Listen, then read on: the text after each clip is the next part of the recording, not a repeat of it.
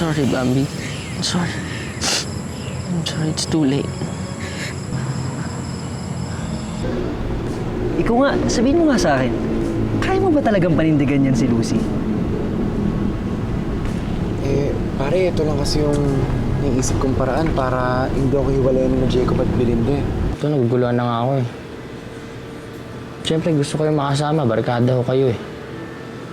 Pero alangan naman iwan ko si Alexa, di ba?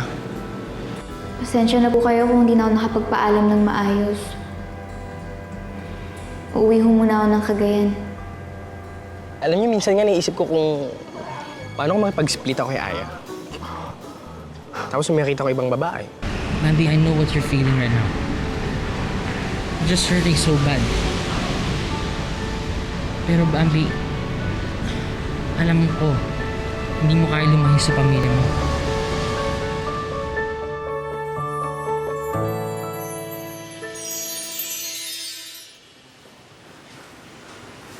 Hindi ko makontak yung mami mo eh. Naabutan niya kaya si Bambi. Sana magkasama na sila. In 30 minutes, kapag wala pa tayong balita tungkol sa kanila, mag-ready kayong dalawa ha. Susundan natin sila. Sige ba?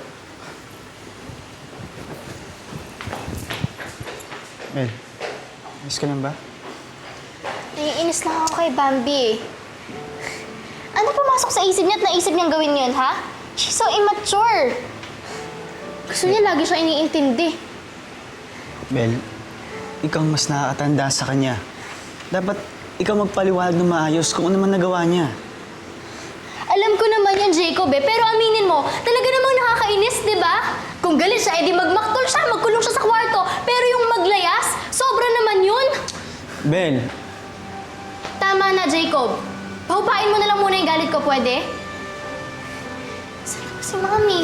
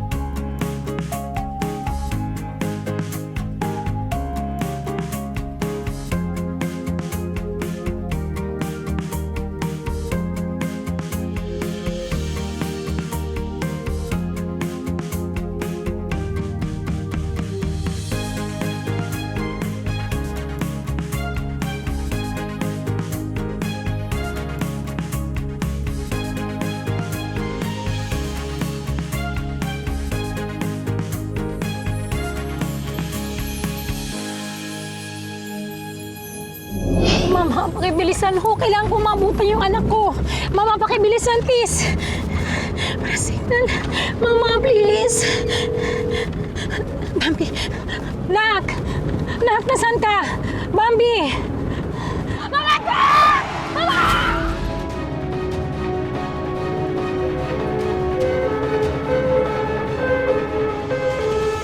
Akala ko pa naman solo date natin to. Kasi paborito ni Nathan tong lugar na to eh. Kaya naisip ko, sama ko siya. So, Nathan, sige na. Pili ka na ng gusto mo kainin. Sige. Pare, ano akong iwan dito ha. Ano akong maiwan ng kaming dalawa lang eh. Niloko mo na naman ako, Montano. Sabi mo, lilibre mo ko eh. Hindi mo sana sinabi na date pala ito ni Lucy. Tsaka ano pa itong ginagawa mo? Bakit dito mo dinala si Lucy para makipag-date? Huwag ka na magreklamo. Kumain ka na lang. Ito po.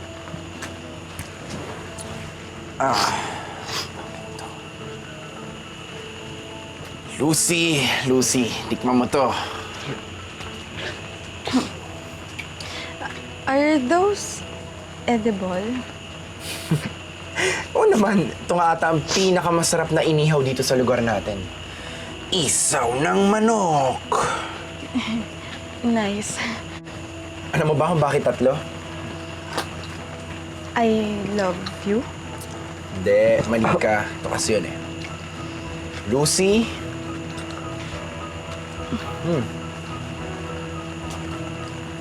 Likes. Rick. Hindi pa ako patay. Oh, ikaw naman, try mo. Okay.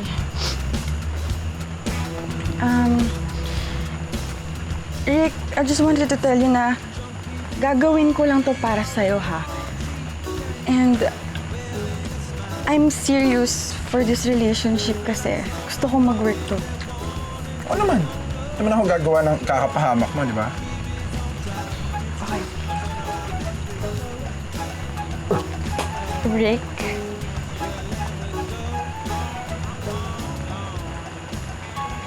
Like...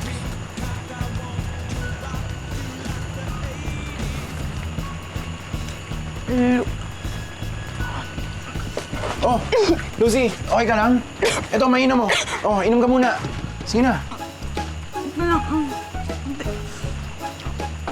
Teka lang, ha? Mabalik ako. Uy! Hello? Oh. Ano? Oh, sige, pupunta ako dyan. Si Jacob tumawag. Si Tita Irene daw na-aksidente. Papunta na doon sila Belinda at saka sila Tito Ted. Paano yan? Pupunta na ako doon, mauna na ako. Teka. Sama ako. Pero paano si Lucy?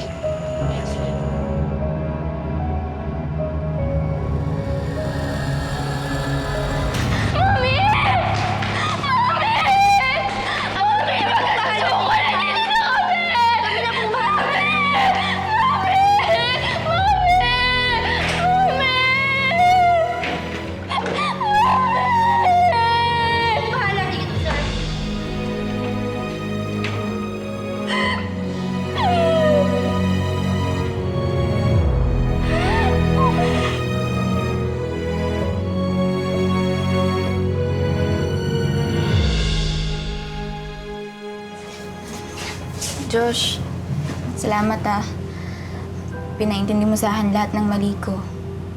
Never ka pang nawala sa tabi ko. Hindi naman kita matitiis, Bambi. Kahit anong mangyari, mahalaga ka para sa akin. Ikaw ang pinakamatalik kong kaibigan. Tuloy ka muna. Nako, Bambi! Saan ka ba nagpunta? Kailan ka pa hinahanap ng magulang mo, Bakit? Ano ba nangyari? Oh, hindi mo alam. Ang nanay mo na aksidente dahil kakahanap sa'yo. Kasalanan mo yan.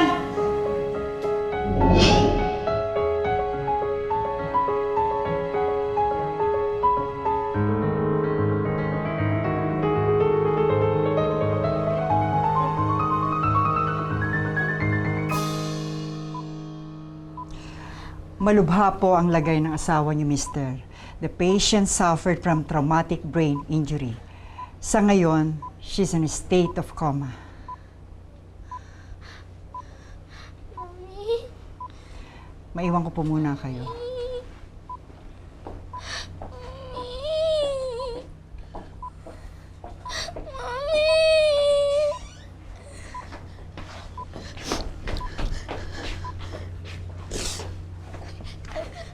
Ano nangyari kay Mami? Ano nangyari? Na-aksidente siya kasi sinubukan kanyang habulin. Sabi ng doktor, malubha yung lagay niya. This is all your fault, Bambi. Kasalanan mo lahat ng to.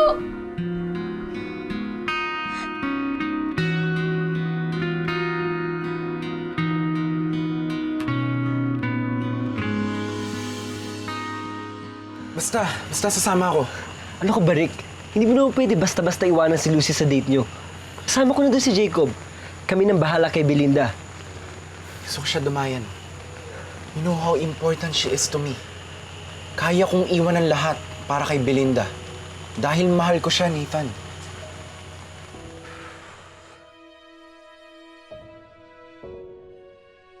Ikaw ang may kasalanan nito, Bambi! Ikaw! Teka, ate. Hindi ko naman gusto yung nangyari kay Mami.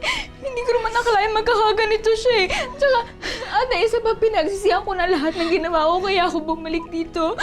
Sorry na. Ay. Inisip mo yan bago mo ipinairan yung immaturities mo? Sana wala tayo ngayon dito. Napaka-selfish mo kasi. Gusto mo lagi ka nalang iniintindi. Ate, hindi totoo yan. Anong hindi totoo? Kung naisip mo na mag-aalala sa'yo si Mami tsaka si Tatay, eh di sana hindi ka na naglayas. Di sana wala tayo dito ngayon, di sana hindi na-aksidente si Mami. Kapag may nangyaring masama kay Mami, Bambi, hindi kita mapapatawad. Belinda? Bambi, ano ba kayo? Tumigil na nga kayo. Walang may gusto sa nangyari. At hindi magigising ang nanay ninyo kahit magsisihan pa kayong dalawa.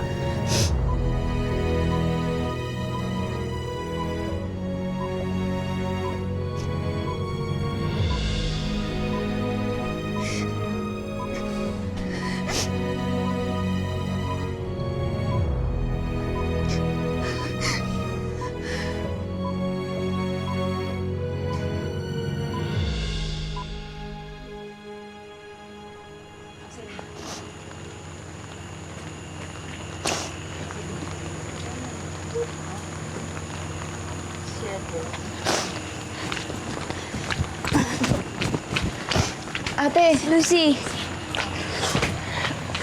Bakit ngayon lang kayo dumating? Amoy barbecue na ako dito. Kanina ko pa kayo hinihintay eh. Eh bakit ka ba kasi nag-iisa? Di ba may date kayo ni Rick? Nauna na kasi sila sa ospital.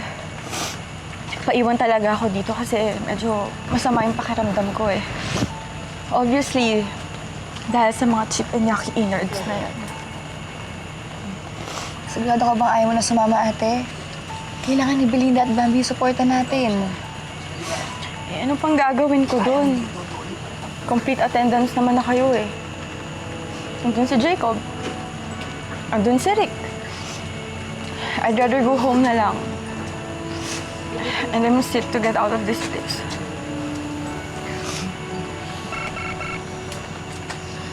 Buti naman naisipan pa akong tawagan itong Chris na to. Hello? Ay, sorry. Katatapos na lang yung duty ko eh. Naiwan ko kasi sa loob ng locker room yung cellphone ko kaya hindi ko agad nasagot yung tawag mo. Wala ka na ba talagang ibang alam kundi mag-explain? Eh, naku, bilisan mo na nga lang. Baka mamaya maunahan ka pa namin ni Angel dun eh. Magkita na lang tayo sa ospital.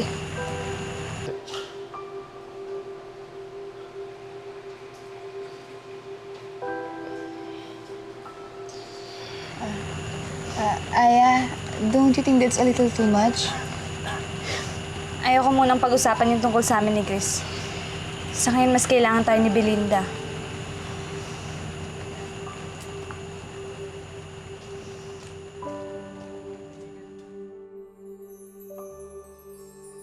We will pray for Tita Irene's recovery.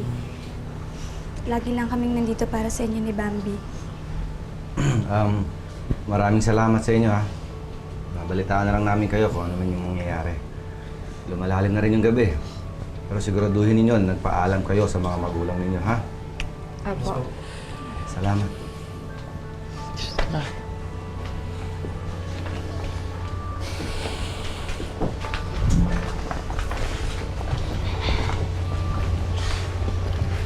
Jacob, kumain na ba si Belinda? May dala kaming pagkain doon. Naisipan lang kasi namin na baka nalilipasan na kayo ng gutom sa pag-aasikaso kay Tita Irene. I'm sure hindi naman siya papabayaan ni Jacob eh. Pati nga si Josh nandyan para damayin si Bambi, di ba? Teka, nasan nga pala sila? Baka nagpahangin lang eh. Pero guys, salamat sa pagpunta niyo dito ah. Pero, nasan si Lucy? Hindi ba kasama? Nagpaiwan eh. Bigla kasi sumay yung pakiramdam niya kaya di na nakapunta dito. Baka i-text na lang daw niya si Belinda. Guys, pasensya na. Hirapes ko muna ng taxi. Kamusta yung lagay ni Tita Irene? Huwag mo na siyang istorbohin, nagpapahinga na siya. Ay naman, sorry. Ginawa ko naman lahat para makapunta dito eh. Maniwala ka naman, please. Ginawa mo nga lahat, pero late ka pa rin.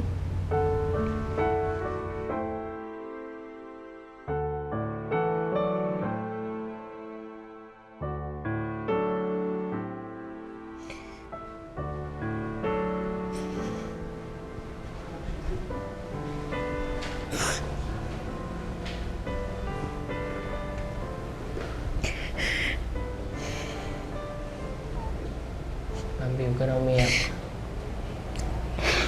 Sigurado ako na pakinggan niya lahat ng sinasabi mo.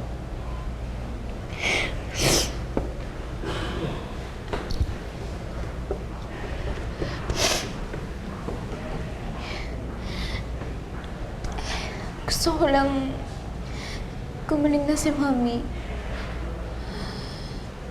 Maging okay na kami nila ate. Ano ba kasing pumasok sa isip ko at ginawa ko pa yun? Di sana hindi nangyari to. Mami, hindi mo naman kasalanan yung nangyari. Sinisisi mo yung sarili mo kasi sobrang nag-aalala ka. You have to be strong for your mom. Sa inyo lang siya kumukuha ng lakas. Salamat din. Kasi lagi ka nandyan para palakasin yung loob ko.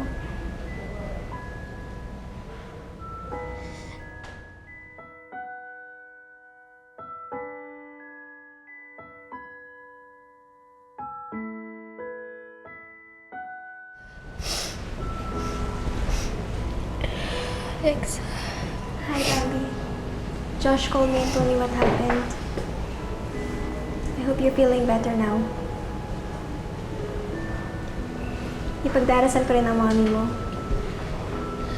Si Belinda, is she okay? Okay lang ba na kumustahin din natin siya, Josh? Sure. Bambi, okay ka naman dito? Oh. Thank you,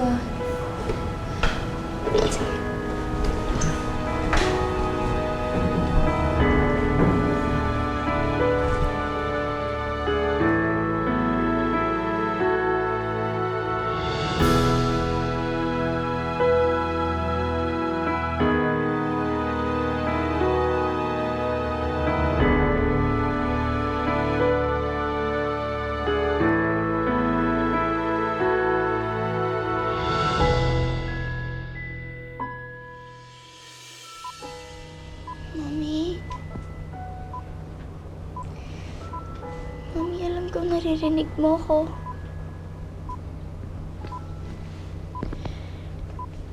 Sana naman gumising ka na. Di ba, nangako ka sa akin na tayo yung magluluto ng handa natin ngayong Noche Buena.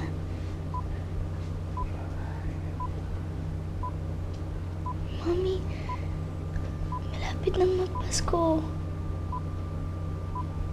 Sana naman gumising ka na. Mami, please. Gumising ka na.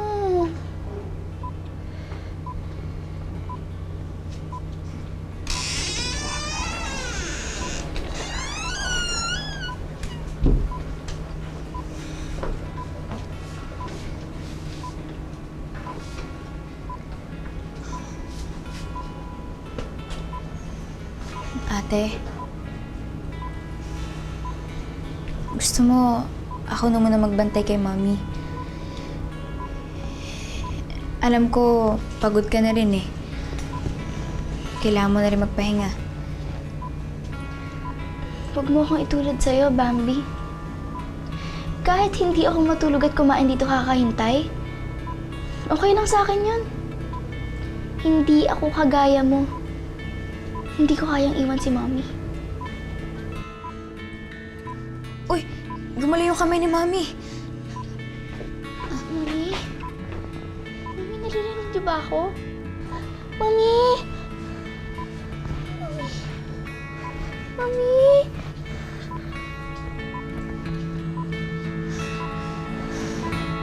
Mami?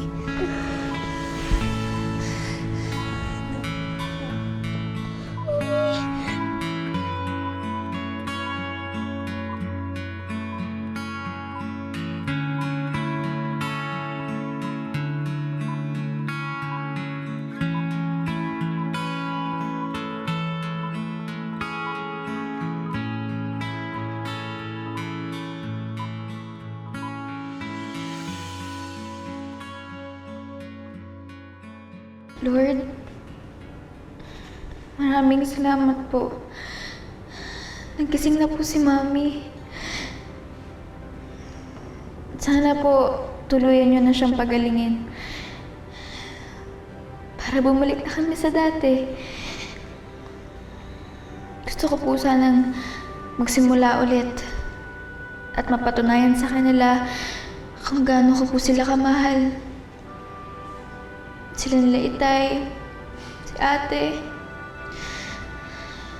Kahit ano po gagawin ko, huwag niyo lang pong pababayaan ang pamilya ko.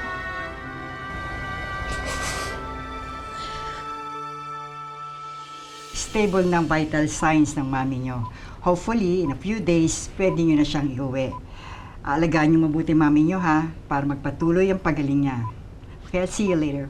Excuse me. Opo, Doc. Salamat po. Thank you po. Oh, yan. Okay na si Tita Irene. Kaya dapat wala ka nang ikabahala. Dapat, Bel, huwag ka na magalit sa kapatid mo. Ha? Kailangan matuto si Bambi. Kung hindi, baka maulit pa. Bel, ikaw mas patanda sa inyong dalawa. Kaya dapat ikaw yung maging understanding. Hindi makakatulong kay Tita Irene kung patuloy kayong mag-aaway ni Bambi. Bakit ba kasi parang siya pa yung kinakampihan mo kaysa sa akin? Ha? Siya na nga yung may ginawang mali, di ba? Kung papalagpasin ko lang yung immaturities niya, baka mamaya maulit pa to, hindi na siya magtatanda. She has to learn her lessons.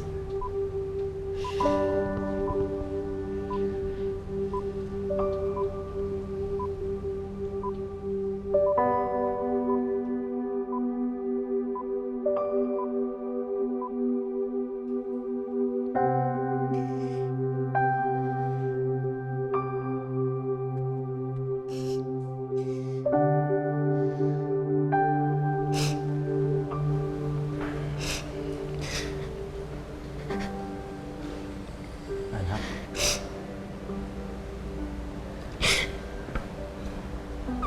Alam mo, hindi ako magtataka kung bakit mabilis ang paggaling ng mami niyo.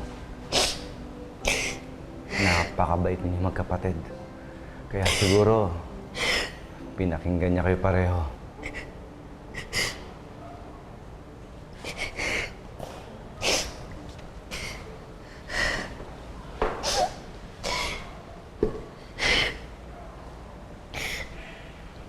Tay, pasensya na kayo Naging pasaway po ako. Inaamin ko po, mali po yun naging desisyon ko na takasan yung problema natin. Kung nakinig lang sana ako sa inyo.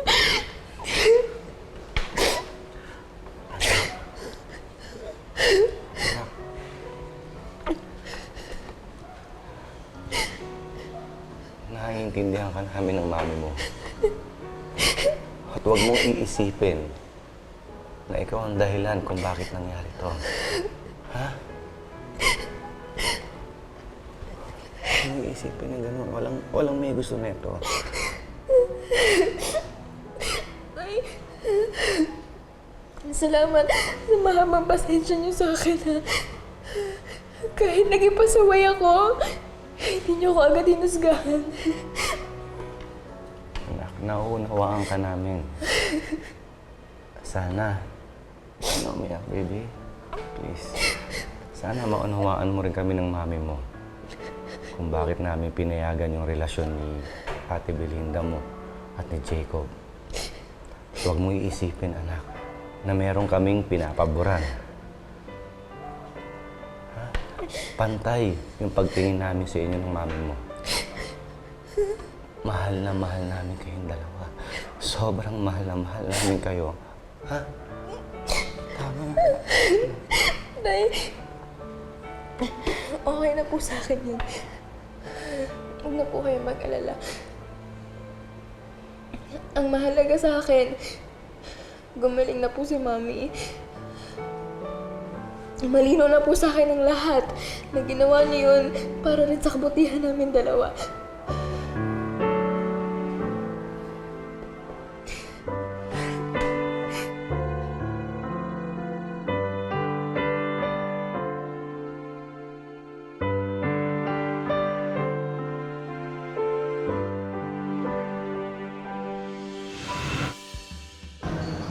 Nag-text sa akin si Bambi. Gising niya daw si Tita Irene. She's on her way to recovery. Yes, thank God. Sobrang ako nag-worry sa kanila eh. Kagabi nga gusto ko sanang lapitan si Bambi nung nagdadasal siya. Eh, kaya lang, nakita ko naman si Josh, kaya hindi na ako lumapit. What? Hanggang ngayon, dumidikit pa din si Josh kay Bambi? Alam mo, kung ako si Alexa, I won't let my boyfriend be emotionally attached sa ibang babae. Ate, magkaibigan pa rin naman si Josh at Bambi. Wala namang masama kung dadamayan siya ni Josh. Bigla may pinagdadaanan yung tao. Sis, may past sila. Believe me, excess should remain as excess. Because this kind of situations are the opportunities para mabuhay ulit yung pagmamahal nila sa isa't isa. Teka lang, Lucy Mali naman yata nabigyan pa natin ng mali siya yun. Lalo pa kaibigan naman natin sila. No offense kay Bambi, pero responsibilidad kasi ng isang girlfriend na ilayo sa temptation yung boyfriend niya. Tingnan mo yung nangyari kay Chris tsaka kay Eunice. Hinayaan mo na magpatuloy yung friendship nilang dalawa. Oh, anyari, they end up kissing each other. Ngayon, kayo pa yung may problema. Teka nga ate, bakit ba ang init mo sa topic na yan? Don't tell me magkaaway din kayo. Oo nga. Bakit? Wala naman na silang communication ni Heidi Siya ba yung pinagsisilosan mo? No. Hindi si Heidi yung problema ko. Eh, sino?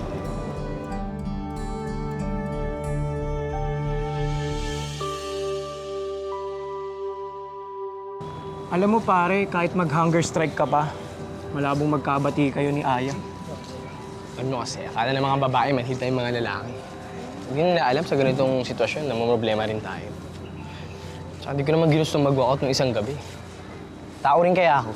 May hangganan rin yung pasensya ko. Pare, isang sorry lang naman kasi yan eh.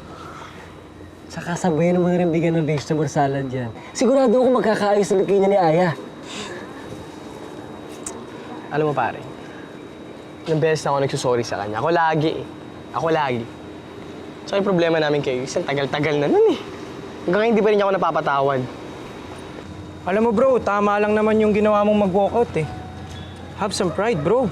Nako, pride? Eh, ang dami kayong relationship na sisira dyan. Dapat kasi, meron tayong humility, understanding, at saka compromise sa both parties. And being the gentleman that we are, it should start from us. Eh, ginampan na naman ng tama ni Chris yun eh. Kaso lang, ina-under siya ni Aya. Pero alam mo bro, bakit di mo pag-isipang mabuti kung worth it ba talaga yung paglaban mo ng relationship niyo? Alam mo kasi, halos araw-araw na kayo nag-aaway. Alam mo bro, di na healthy yan Pare, mahal ko si Aya. Hindi ko siya kaya isuko ng ganun kadali. Ikaw, hanggang kailan kayo ganyan? Hindi nga makalimutan ni Aya yung ginawa niyo ni Eunice eh. Patawad ka pa kaya?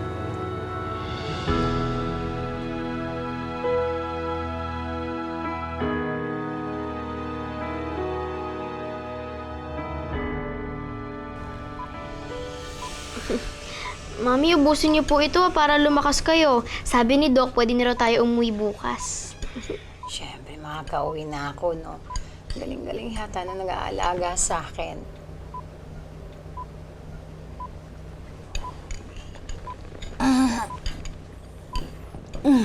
Bambi, halika nga rito. Nak, salamat ha. Okay na ako. Sige po.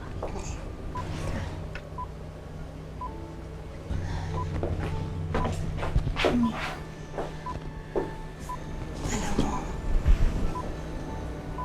hindi ko alam kung ano mangyayari sa akin kung natuloy yung pag-alis mo. Salamat. Salamat at nabago ang isip mo na.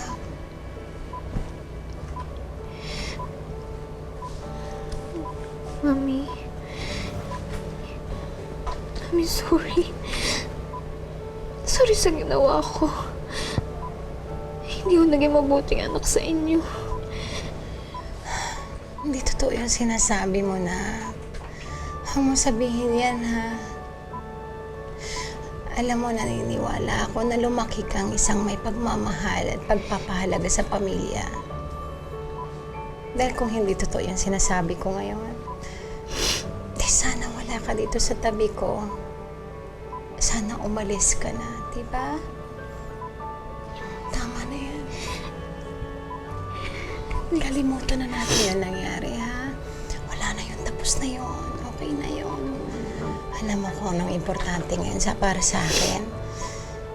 Kakasama tayong lahat, masaya. At magpapasko na. Okay? Tigil na. Love you, no?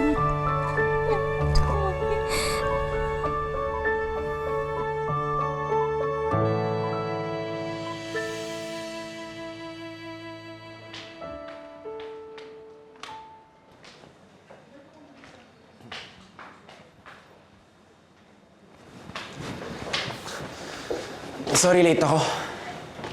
Saan ka ba galing? Di ba hindi naman ka nag-basketball nila, Chris? Kila Belinda, binisita ko lang si Tita Irene. Ikaw ba? Bumisita ka na? Gusto mo kasama kita bukas? Wow! Ibang level din yung concern mo sa kanila, no? Di ba gising naman na si Tita Irene? So, okay na siya. Marami nang mag-aalaga sa kanya. O baka naman iba lang talaga yung sadya mo. Lucy, ganun lang talaga kami sa barkada. Pag may problema ang isa, nagdadamayan. Tsaka malapit din sa akin sila Belinda eh. Kaya ganun na lang ang concern ko sa kanya. Bakit? Hindi pa ba sapat ang pag-aalala ni Jacob? Paano kung malaman ni Jacob na ganyan ka-concern kay Belle? Ano kayang mararamdaman niya, no? Wala. Kaibigan ko lang naman siya eh. Eh, paano kung malaman niyang na-cut short yung date natin noon dahil you wanted to rush to the hospital? Lucy, emergency yun. Kahit kaninong kaibigan ko mangyari yun, ganun din ang gagawin ko. What about now, Rick? We have our plans. Pero mas mukhang uunahin mo pa si Belinda.